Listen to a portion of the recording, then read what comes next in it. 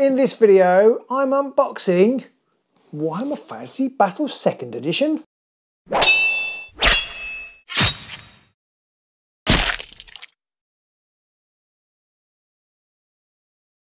Hello AOS fans, Robin here. Yes, I did promise you that I would do some retro unboxings. So here I am with a retro unboxing. Now this, for me, is pretty much where it all started. It's not quite, but this is probably the very first, certainly the very first Warhammer product I purchased. I did have some miniatures and I had a few role-playing stuff, but this is where my formative years started, down the Warhammer trail, and this led to so much exciting stuff.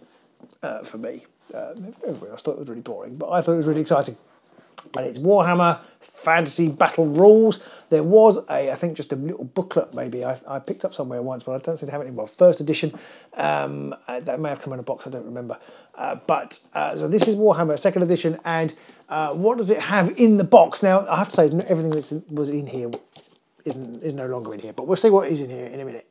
So what you get Book 1, Combat, the complete rules for fighting fantasy tabletop battles with miniature figures. Book 2, Battle Magic. This details the magic system for introducing magic and wizards into the fray. Book 3, Battle Bestiary, a book of fantastic creatures complete with their battle statistics, some play sheets, the Magnificent Sven, an introductory scenario. Now, funny thing about the Magnificent Sven, at the time, I didn't particularly realise that was a play on words. A little bit later, and I realised that was a play on words.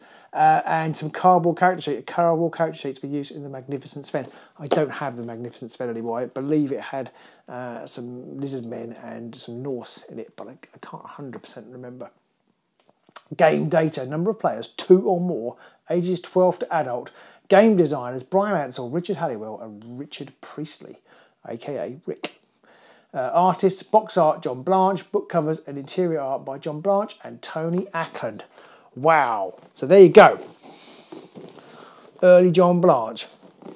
Kind of before he'd really cracked down on the Blanchitsu, maybe. This head here is kind of very reminiscent of John Blanche. And then you have even got the little, sort of, it's not got a smile in it, it's got a hand holding some lightning. It's very, very John Blanche, isn't it? But it is quite a comical art style, really, on this box, which is sort of interesting. It's kind of how much things have changed over the years.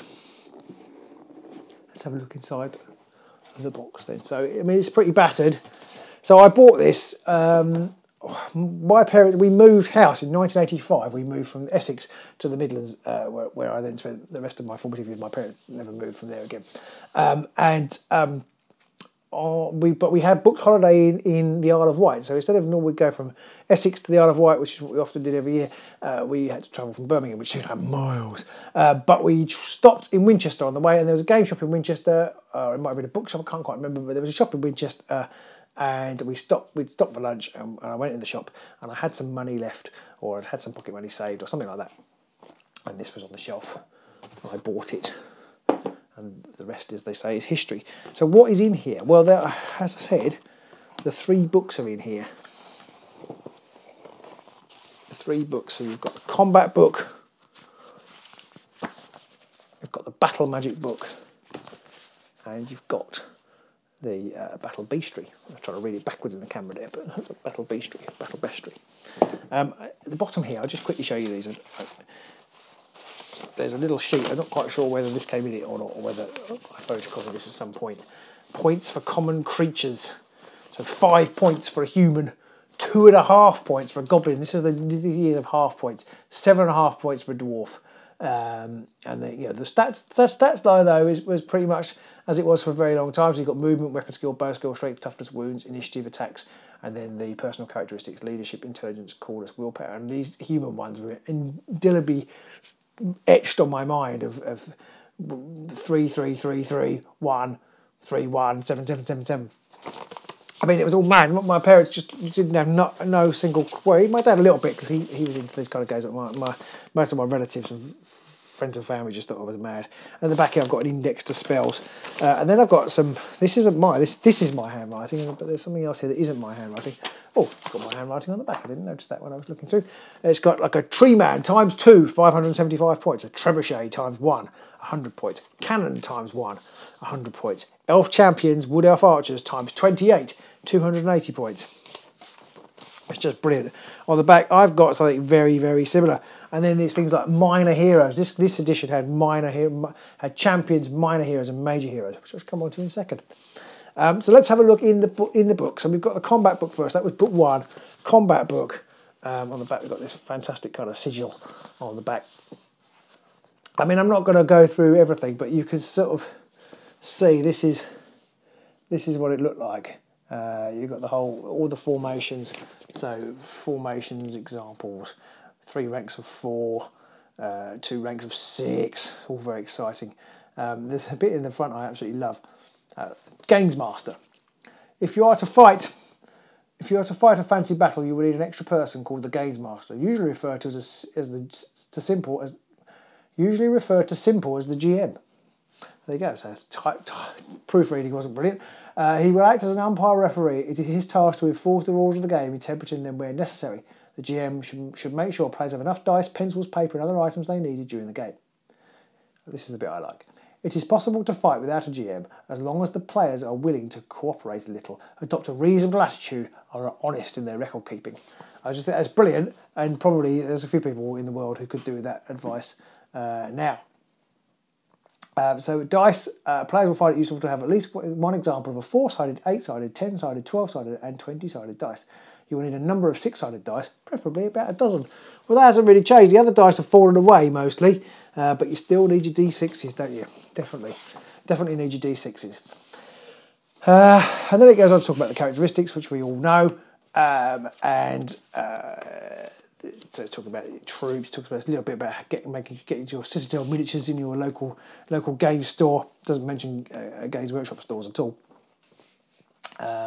And then there's things about crossing obstacles with your troops, interpretation. You've got manoeuvres, the wheel. I remember trying to learn how to do the wheel and not really understanding it with the wheel, and the turn. You could sort of turn 90 degrees. Shooting rules, some lovely little diagrams for shooting rules, and then of course in those days. You had a little table for shooting. So if your bow skill was 1, you needed a 6. And if your bow skill was 3, you needed a 4 or more. And if it was 4, you needed a 3 or more. And if it was bow skill 10, you needed -3 to hit, which is quite interesting. So and there are various ranges of bows. So the long bow fired up to 16 to 32 inches. And then there were various modifiers for that. Things haven't changed that much, although they have changed a lot. There was the ye olde wound chart, where you compared the strength of the weapon or the fighter against the toughness. And if they were too far apart, you couldn't do any damage. Otherwise, you just needed if they were too far apart the other way, you just needed a 2 or more. This went on and on in combat. And then routes and rallying. So if you lost a number of troops, then you might run away. And all these things are still reflected, I think, in the rules. Psychology, various psychology tests: stupidity, frenzy, panic, terror, fear, and hatred. I don't know if animosity was in here. I didn't see it there. No, it doesn't seem to be any animosity in there between dwarves and elves or orcs and goblins. But yeah, I remember panic being a nightmare. If you broke and everybody started running away, a bit of a problem. And then you've got points values. You've got the extreme creature. The extreme creature is all of his stats. He can't move, but everything: weapon skill 10, strength 10, toughness 10, wounds 100, initiative 10. And then it tells you how to work out the points values of things. So to work out the cost of any other creatures, consider each of the characteristics in turn. For each unit of characteristic higher than the base level, add the modifier shown. Each lower than the base level, subtract the modifier shown. So for fighting characteristics, in movement, it was a quarter. For weapon skill, it was a half. And then you could gradually work out this is how they worked out a dwarf. So you lost a little bit, minus a quarter for the movement, plus a half for the weapon skill, because it was weapon skill 4 instead of weapon skill 3, etc., etc. And you got up to 7.5 points from your basic human, which was 5. And I remember actually working out stuff with that chart and working out how, what things would be if I changed them. And then there's that photocopy of that chart that I had with the points for common creatures. Rules for leaders, standards, and then your champions. And I love the idea of champions, minor heroes, and major heroes. And the stat modifiers that they got. Just that for me was, I still remember that, and it's still, minor and major hero in particular kind of really resonate with me. Because champion is around in other uses in games and in just in general language, but major hero and minor hero were very much a Warhammer thing. Weapons, you've got weapons used on foot, ball and chain, double-handed weapons, nets, and then there were extra rules on skirmishers. And so this was all the rules you kind of needed. How to fire from buildings, engines of war, siege engines and what have you. Chariots, I mean, they used to make chariot models. They used to have chariots, I mean, they still do, I suppose, but they were just, you know, great things to imagine having. And of course, they were a nightmare when you actually finally got a chariot. It just used to fall apart all the time because it was made of metal and I didn't pin them and all that kind of stuff. Advanced psychology, alcoholism, instability and animosity. Just brilliant stuff. Poisons, and then the expert rules, fighting a campaign, a basic campaign, setting up the game. So how to play a campaign, basically, in your expert rules, characters as casualties. So you've got a concussion, or you might lose your arm, all sorts of things like that. So that was the combat book. Then we had the magic book, which is comparatively thin. I mean, this one wasn't very big, but this one was really thin. And this has some fun stuff in it. I'm not going to go into it in any great depth, but you know, it has some really nice artwork in it, which, you know, will then carry through into Warhammer Fantasy roleplay. But you had the wizards. So at the time, I think you had level 1, 2, and 3 of 4 wizards, and you got Constitution points, I think, which was used for casting spells. So you started off with 10, 20, 30, 40, and when you cast your spell, you took them off. And there were various specialist wizards in here, so necromancers, illusionists, demonologists, and elementalists, and they could do various things. And then in spelling, so they had the battle magic spells. Battle magic spells, Aura of Resistance, Flight, Hammer Hand, immunity from poison, cure light injury, Fireball, fantastic, can't go anywhere without Fireball. Steel Mind, always pretty useful. Aura of Protection, Cause Panic, level 2 spell, Mystic Mist, kind of still hangs about in the game, doesn't it? Cause Fear, Cause Cowardly Flight, Cause Instability, Animate Sword, all these kind of proper old-fashioned D&D role-playing tropes stuck into Warhammer Fantasy Battle onto the battlefield. Magic Bridge, Dispel Order, Blast, Cure Severe Wound, pretty cool. And then Curse of Arrow Attraction was always hilarious. And then you've got your necromantic spells, Hand of Dust, Summon Skeletons, Control Undead, Curse of Undeath, Illusionist spells, and then your Elementalists, your Dynamic spells, Bind Demon, Dispel Lesser Demon, Summon Guardian. I believe there was a level 4, Summon Total Power, Summon Greater Demon. Demonologist can use this spell to summon a single Greater Demon. The creature will appear within 3 inches of the wizard.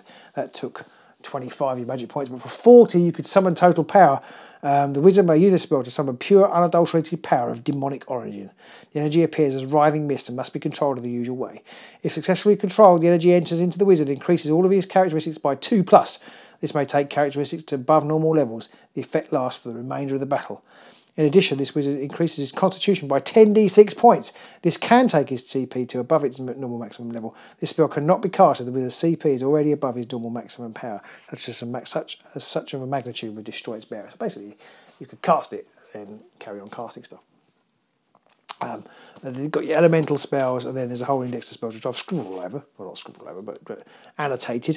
So that was the bestiary, the magic, and then you've got the bestiary. In some ways, the bestiary is the most fun of them, and you can kind of see the origins of stuff that still goes on in Warhammer today. So you've got a whole history of the timeline for the known world.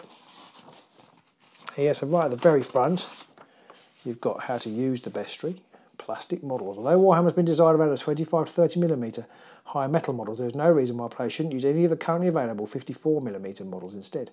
Citadel plans to release a comprehensive range of plastic models in 60mm scale, compatible with and suitably heroic looking when placed alongside models from Britain's Matchbox and Airfix, etc. So, you know, that's just shows how kind of different things were in those days. There's something else later that will also show the same thing.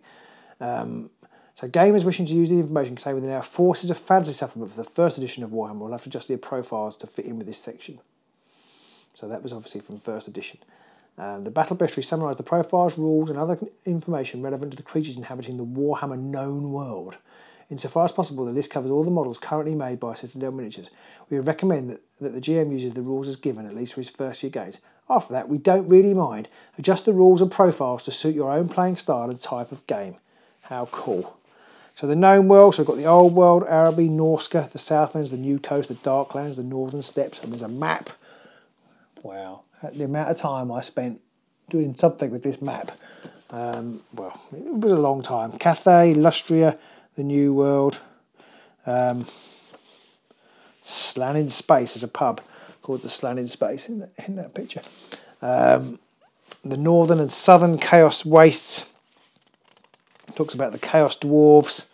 There's no mention of the Chaos Gods in here. I mean, they talk about Chaos Gods in general, but there's no breakdown, I don't think, of the Chaos Gods. The New Coast discovered by a descendant of Eric, Lost Ericsson, the beginnings of the Norse and Dwarf settlement on the New Coast. It's just so exciting. Hobgoblins' invasions of Cathay are driven back by the first Simcists. So there's a whole timeline of the known world. I'm not going to read all of it out. And then you get into the characteristics of things. And the first thing in here are the Amazonians. So the Amazons. So physique as normal humans. So they lived in north-central Lustria, known as Amazonia. And then they had, with weapons, they had a needler and a bolt pistol and a bolt rifle. Just really crazy fun stuff. Then we go into Chaos Beastmen. And they can have wizards, dark elves, dwarves, elves. Just, you know, all the stuff that we've come to know, love. I mean, it was already around, obviously, then, but it's been codified it's gone on and evolved into the amazing stuff that Games Workshop make now. Half-orcs are in here. Gnomes, they haven't much evolved, have disappeared. Halflings, definitely not hobbits, but halflings. Hobgoblins, just so much stuff, so much good stuff. Men, now this is the bit that was quite interesting. I found world distribution.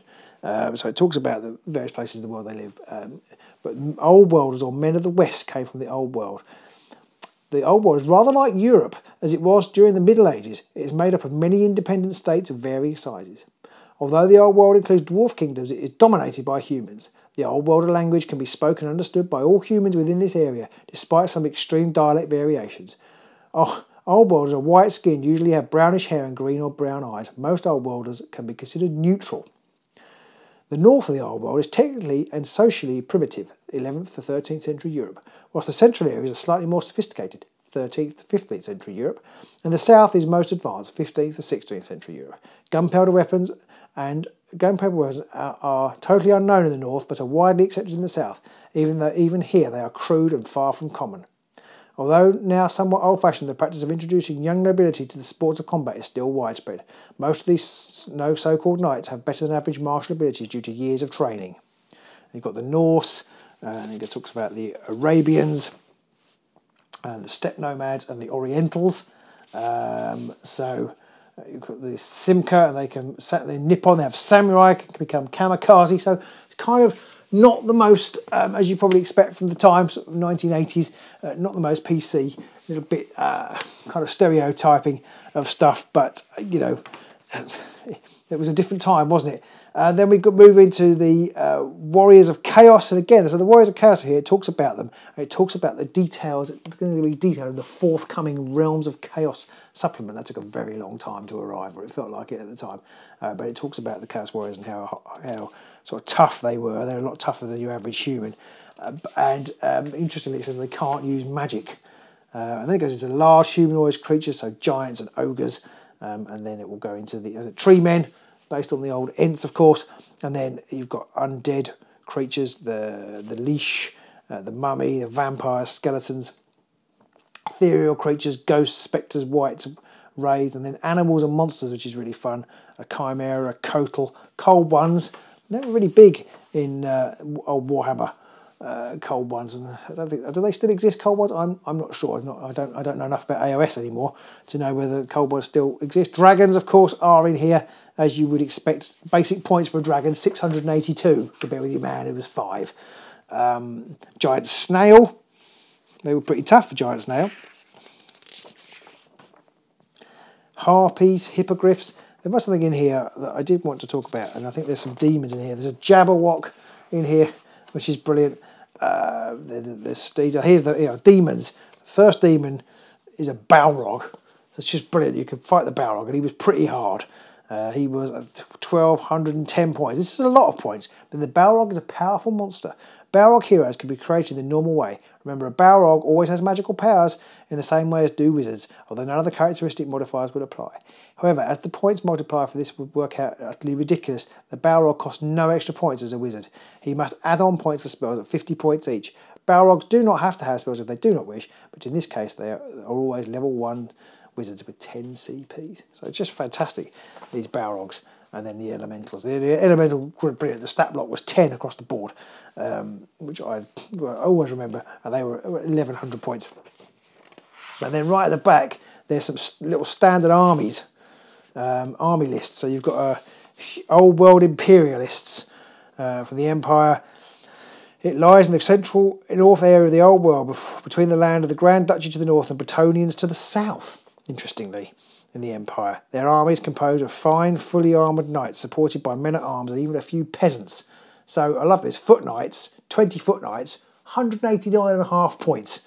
A major hero, 169.5 points. And it goes through like that. So that's the old world. You've got old world city-states, Imperial Cathan with the samurai, Chaos Warbands. Chaos Warriors pretty immense.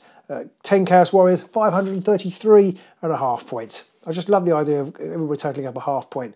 Like your Dark Elf or a cold one, minor hero, 1,001.5 points.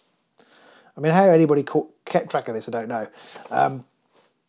So that is it. This, and I played for, I don't know when 3rd edition came out, I can't remember. It just felt like I played for years with this, and probably didn't actually play that many games. I mean, we did meet up regularly.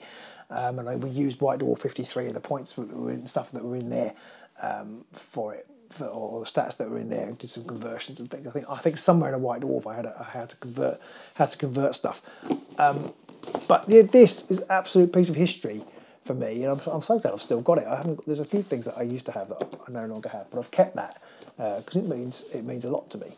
And it's like the beginning of the journey, and it's amazing really how similar it is and yet how utterly different it is. But that's it. I hope you enjoyed this video. It's a bit indulgent maybe, but I hope you enjoyed it. If there's anything you want to see or like me to talk about specifically about it, I can do, or if you just want a question, then just pop it in the comments below, and I'll do my best to answer it. I'll dig it out and read through, and you can have a look, or I'll have a look for you and try and answer the question for you. But that's it. So that is my Warhammer unboxing. So if you enjoyed it, do like and subscribe and comment, because if you do, and people do like them, I've got a couple. I haven't got a lot, but I've got a couple of other bits, and I can have a look through those for you as well. Make a video of that. But let me know what you think. So yes, I hope you enjoyed that. There is Warhammer Fantasy Battle 2nd Edition, one of my prized possessions, and it's probably worth about 10p, but I love it. So yeah, there you go. So see you soon.